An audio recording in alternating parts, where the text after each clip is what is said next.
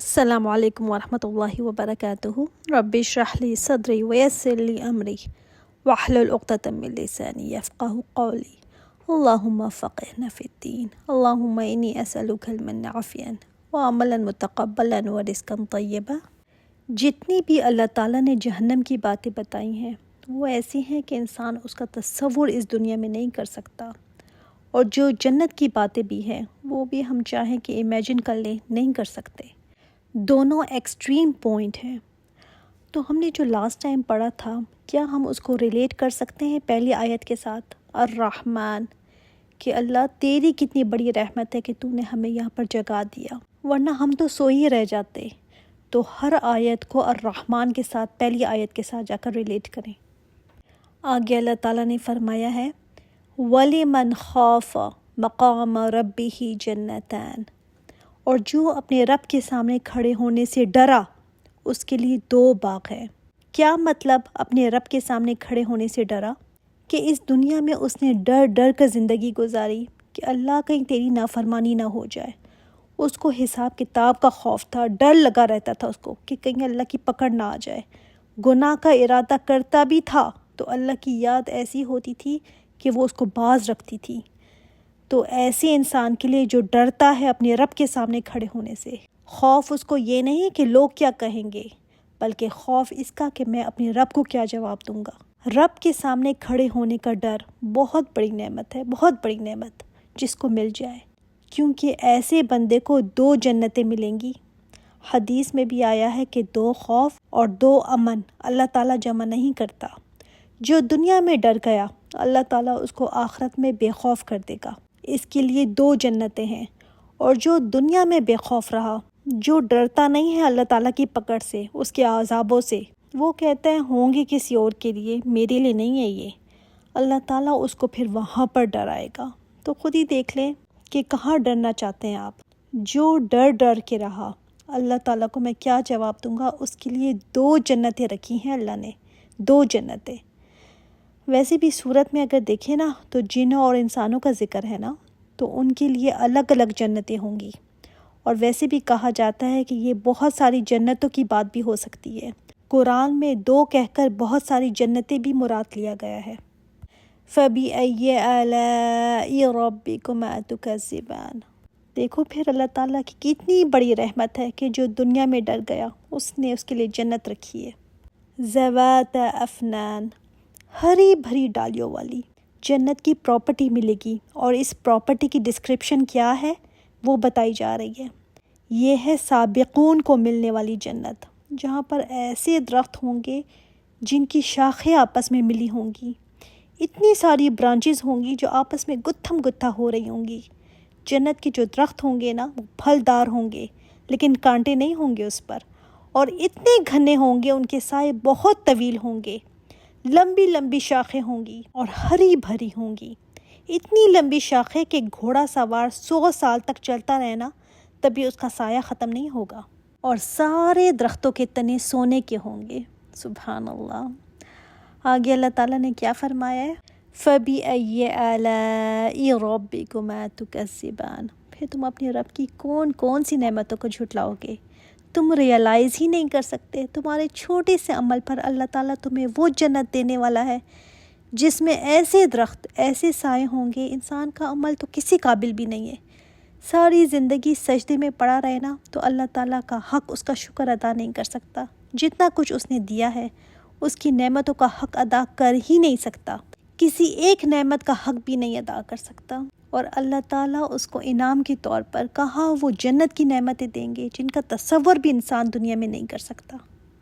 فِيهِمَا عَيْنَانِ تَجْرِيَانِ۔ جب جنت میں جائیں گی نا تو کیا ہوگا؟ چشمے ہوں گے بہتے ہوئے، یہ چشمے نہ خشک ہوں گے اور نہ رکیں گے، جاری ہوں گے۔ اور ہمیں حدیث سے بھی پتہ چلتا ہے کہ وہاں پر تسنیم کا چشمہ ہوگا اور سلسبیل کا چشمہ ہوگا۔ اللہ تعالیٰ کی کتنی بڑی نعمت ہے نا کہ وہاں پر چشمے جاری کر دیے، ہر ایک کے لیے چشمہ ہوگا۔ یہ دنیا کے چشموں کی طرح نہیں ہوگا، اس کی کنکریاں سرخ یاقوت کی ہوں گی اور سب زمرد کی ہوں گی، اس میں کیچڑ نہیں ہوگا، اس کی جگہ مشک ہوگی، خوشبو، یہ ان لوگوں کے لیے ہوں گے جن کی آنکھوں سے اللہ تعالیٰ کے خوف سے آنسو بہتے تھے۔ یہاں آنکھوں سے چشمے بہتے ہیں نا، اللہ تعالیٰ کے خوف سے، اللہ بدلے میں وہاں چشمے دے رہا ہے۔ سبحان اللہ۔ جس کی مٹی ایسی ہوگی اس کا پھر پانی کیا ہوگا؟ جس کے کنکر ایسے ہیں یاقوت اور زمرد کے، تو پانی اندر کا کس قسم کا ہوگا ہم اندازہ ہی نہیں لگا سکتے۔ کوئی اپنا محل بنائے نا تو اس میں اپنا گارڈن ضرور رکھتا ہے، اور گارڈن میں پانی ضرور رکھتا ہے۔ کہیں پانی کا جھرنا یا کہیں اس نے پول بنایا ہوتا ہے۔ پانی کے بغیر انسان کو تسلی نہیں ہوتی نا، مزہ نہیں آتا۔ خوبصورت ریزورٹس بھی جو دکھاتے ہیں نا تو خوبصورت آبشاریں دکھاتے ہیں، سمندر کا پانی، خوبصورت مناظر، تو پانی لازمی ہوتا ہے۔ انسان کی فطرت ہے نا، پانی اس کو اچھا لگتا ہے، گرینری اس کو اچھی لگتی ہے۔ تو اللہ تعالیٰ کو پتہ ہے نا انسان کن چیزوں سے سکون پاتا ہے۔ فَبِأَيِّ آلَاءِ رَبِّكُمَا تُكَذِّبَانِ فِيهِمَا مِن كُلِّ فَاكِهَةٍ زَوْجَانِ۔ ان دونوں باغوں میں پھل ہوں گے جو دو دو قسموں کے ہوں گے۔ وہ قسمیں کیسی ہوں گی؟ ہر پھل کی لذت اور ذائقے مختلف ہوں گے۔ اب ان کا ٹیسٹ کیسے ہوگا اللہ تعالیٰ کو پتہ ہے۔ اور یہ بھی کہا جاتا ہے کہ دو اس لیے کہا گیا کہ دنیا میں بھی ایک سیزن میں ایک پھل ہوتا ہے نا، تو پہلے کچا ہوتا ہے، پھر وہ پک جاتا ہے تو اس کا ٹیسٹ ذرا الگ سے آتا ہے۔ جیسے آم ہے، جب وہ کچا ہوتا ہے تو کچے کا ٹیسٹ دوسرا آتا ہے، جب پک جاتا ہے تو ٹیسٹ کیسے ہو جاتا ہے۔ یا یہ مطلب بھی ہے کہ ایک پھل میں ایک ذائقہ ہوگا اور دوسرے میں کسی اور طرح کا ذائقہ ہوگا، تو دو دو قسم کے پھل ہوں گے۔ یہ بھی ہو سکتا ہے کہ ایک تازہ اور ایک خشک ہو، لیکن ہر پھل بے حد مزیدار ہوگا، ذائقے دار ہوگا۔ دنیا میں تو کبھی کبھار کڑوا بھی ہو جاتا ہے نا، کبھی کھٹا بھی ہوتا ہے، لیکن وہاں پر ہر پھل کا اپنا مزہ ہوگا۔ فَبِأَيِّ آلَاءِ رَبِّكُمَا تُكَذِّبَانِ مُتَّكِئِينَ عَلَى فُرُشٍ بَطَائِنُهَا مِنْ اسْتَبْرَقٍ۔ فرش مطلب تکیہ لگائے ہوئے ہوں گے ایسی مسندوں پر، یعنی ریکلائننگ پوزیشن میں ہوں گے۔ اب ریکلائننگ پوزیشن سونے کے لیے تو نہیں ہوتی نا، نہ ہی الرٹ پوزیشن ہوتی ہے۔ انسان جب ریلیکس کرنے لگتا ہے نا تو ایسی چیئرز بھی آپ نے دیکھی ہوں گی، بالکل ریلیکسنگ پوزیشن میں ہوتی ہیں۔ سونے کی ضرورت تو جنت میں ہوگی ہی نہیں، الرٹ ہونے کی ضرورت ہی نہیں ہے، کیونکہ کوئی کام ہی نہیں ہوگا۔ یہ وہ ہے نا جو دنیا میں محنت کر چکے، اب ریلیکس کا ٹائم ہے۔ ایسے بستروں پر ہوں گے، ایسی فرشوں پر، بطائنها من استبرق، جن کے استر موٹی ریشم کے ہوں گے۔ روایات میں آتا ہے کہ جس میں سلک کے ساتھ گولڈ کی ڈیکوریشن کی ہوگی، اور یہ اس کی انر لیئر ہوگی۔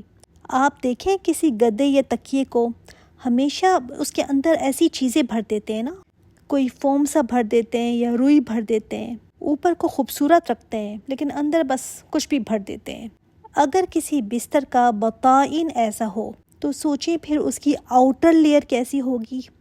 اس وجہ سے نا اندر کا بتایا گیا، انر لیئر کا، کہ آؤٹر لیئر تو تم سمجھ ہی نہیں سکتے، دنیا میں بتایا جائے نا تم اس کو جان ہی نہیں سکتے، اس کی مثال ہی کوئی نہیں ملی۔ تو اس لیے انر کا بتا کر کے چلو انر کی مثال دے دی، مگر وہ بھی دنیا کے سلک جیسی تھوڑی ہے۔ دنیا کا سلک تو ریشم کا کیڑا بناتا ہے نا، وہاں کی سلک تو کیڑا نہیں بنائے گی۔ باہر کے لیے اس لیے نہیں بتایا کہ تم اس کو سمجھ ہی نہیں پا سکتے، اتنی خوبصورت ہوگا وہ۔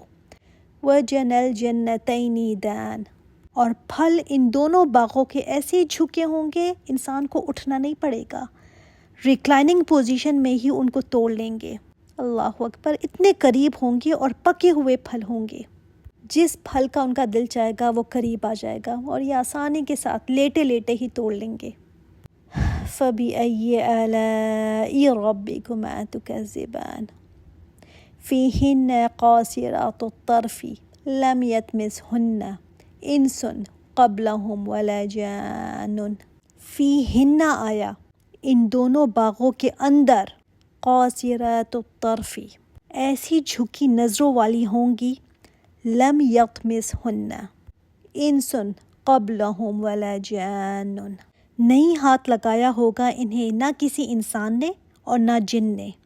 یہ حوروں کی بات ہو رہی ہے جو اپنی چوائس سے نگاہیں جھکانے والی ہوں گی، اور یہ اپنے شوہروں کے علاوہ کوئی اور پسند ان کو نہیں ہوگا، کسی اور کی طرف نظریں نہیں اٹھائیں گی۔ یہ اتنی شرم و حیا والی ہوں گی، اور یہاں پر نا یہ عورت کی حیا کی طرف بھی اشارہ ہے، جو عورت کی بہت بڑی خوبی ہوتی ہے، اور یہ بھی خوبی ہوتی ہے کہ اس کو اپنے شوہر سے زیادہ کوئی پیارا نہ ہو، ادھر ادھر نہ اوروں کو پسند کرتی پھرے، اتنی وفادار ہوں گی وہ اپنے شوہروں کی کہ اس سے پہلے ان کو کسی نے نہیں چھوا ہوگا، نہ کسی نے ان کو دیکھا ہوگا، نہ ان کی جھلک دیکھی ہوگی، یہ صرف اپنے شوہر کی منتظر ہوں گی اور انہی کے لیے یہ سجائی بنائی گئی ہوں گی۔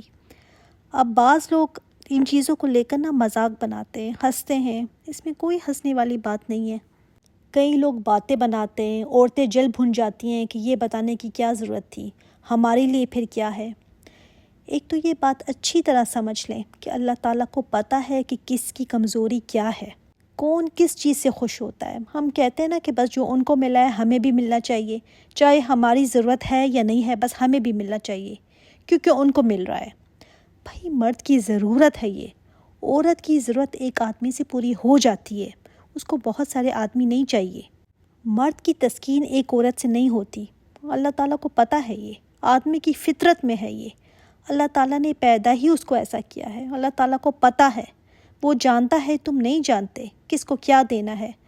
اللہ تعالیٰ وہاں پر جنتی عورتوں کو خوش کرے گا، ایسا نہیں کہ وہ خوش نہیں ہوں گی۔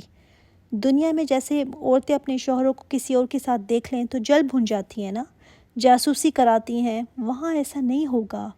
اللہ تعالیٰ کا وعدہ ہے کہ وہ سب کو خوش کرے گا، اور حدیث میں بھی آتا ہے کہ جنت میں کوئی اکیلا نہیں ہوگا، سنگل کوئی ہوگا ہی نہیں، سب کے جوڑے ہوں گے۔ تو عورتوں کو بھی جوڑا ملے گا، اب وہ جنتی مرد ہے یا دنیا کا ہے، اللہ تعالیٰ بہتر جانتا ہے۔ اگر دنیا میں عورت اپنے مرد کے ساتھ خوش تھی تو وہی ملے گا، وہاں ہر کوئی مطمئن ہوگا۔ ہمیں یہ فکر نہیں ہوتی کہ میں جنت میں پہنچ جاؤں، ہاں یہ فکر ضرور ہوتی ہے کہ اس کو کیا ملے گا اور ہمیں کیا۔ اچھا بعض کہتے ہیں نہیں چاہیے ایسی جنت، نہیں چاہیے تو بس ٹھیک ہے، دوسری جگہ تو پھر جہنم ہے اور تو کچھ نہیں ہے۔ سوچتے نہیں ہیں ہم کہ کس پر بات کر رہے ہوتے ہیں؟ ابھی تو کنفرم ہی نہیں ہے کہ میں جنت پہ پہنچ جاؤں، پہلے یہ فکر تو ہونی چاہیے نا کہ مجھے پہنچنا ہے وہاں پر۔ اگر پہنچ گئی تو پھر دیکھا جائے گا کہ کس کو کیا ملتا ہے اور کون کتنا خوش ہوتا ہے۔ حوریں جو ہے نا وہ جنت کی لذت بنائی گئی ہے، اللہ تعالیٰ نے جنتی مرد کے لیے انجوائمنٹ کا سامان بنایا ہے، جیسے اور سامان بنایا ہے نا ویسے حوریں بھی سامان ہے۔ جنتی عورت کا اس سے کیا مقابلہ، وہ تو خود انجوائے کرنے کے لیے آئی ہوئی ہے، وہ تو خود لذت پائے گی وہاں پر، جبکہ حور تو سامان ہے۔ تو ہمیں کیا ضرورت ہے کہ ہم خود کو حوروں کے ساتھ کمپیریزن کریں۔ فَبِأَيِّ آلَاءِ رَبِّكُمَا تُكَذِّبَانِ، ایسی پاکیزہ عورتیں ملیں گی، یہ بھی اللہ تعالیٰ کی ایک نعمت ہے نا، جس نے دنیا میں اپنی نظروں کو بچا کر رکھا، حیا کے ساتھ چلا، دنیا میں خود کو برائی سے زنا سے بچا کر رکھا۔ اللہ تعالیٰ ایسی عورتیں ان کو وہاں پر عطا کرے گا۔